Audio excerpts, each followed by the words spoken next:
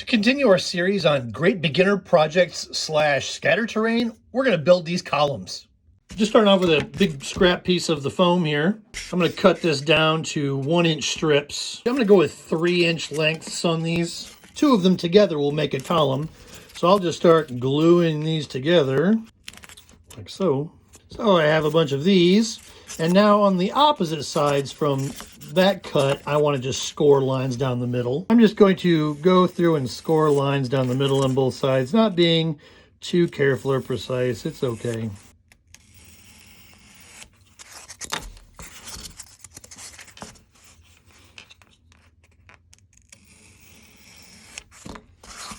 All right, now I'm going to go through and just start making some score some lines for different sized stones. I might vary these, stagger them. Make sure these score lines continue around the other side. If you knock out little chunks, that's okay. It'll add to it. Next, I'll go with my heat gun, like I did in my super easy bricks, and just open those lines up a little bit with the heat gun. I'll also take some sandpaper and just soften the corners. And you have something like this. I have all those pieces done, and I'm going to put a base and a cap on each of these. So I've just cut out these pieces that are slightly larger than the columns, and these will become like bases and caps for those. And I will texture these, and I'm going to roll my rock or my foil ball all over all of this when I'm done, but I'll smooth these out and make them look more like stone.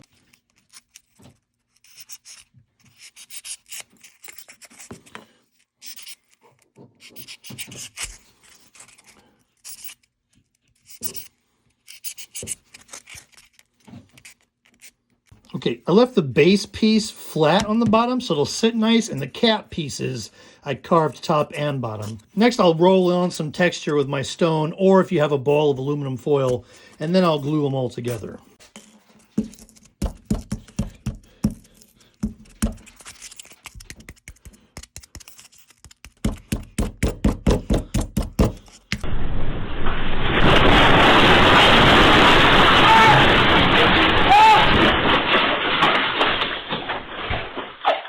Got that all textured and glued those pieces together.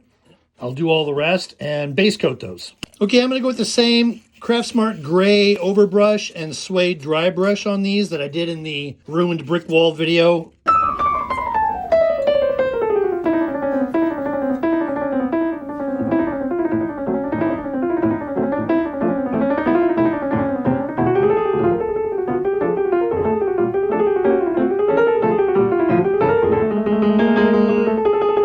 So here they are all painted up, and you can put them in your set just like this. But I also think it's a great idea to weight the bottoms of these. And for that, I just have some of these, and I literally just screw it into the bottom, twist it in all the way, and take it back out again. This helps.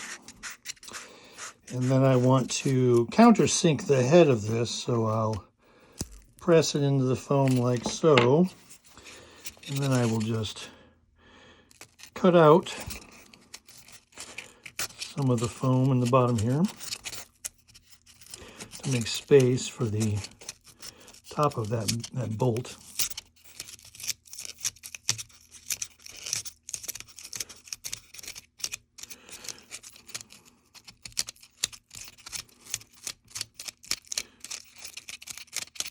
Like so.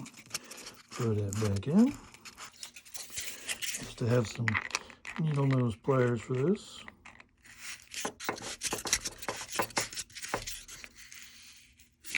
So that it's flush, and then I usually seal it in with some hot glue, and that gives it a nice weight on the bottom, and those will not fall over very easily.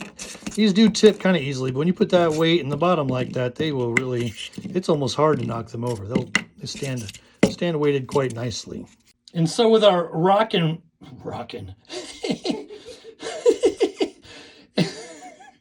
and so with our broken brick wall scatter pieces and these columns that we've added, we have what's coming together a very cool and very playable set.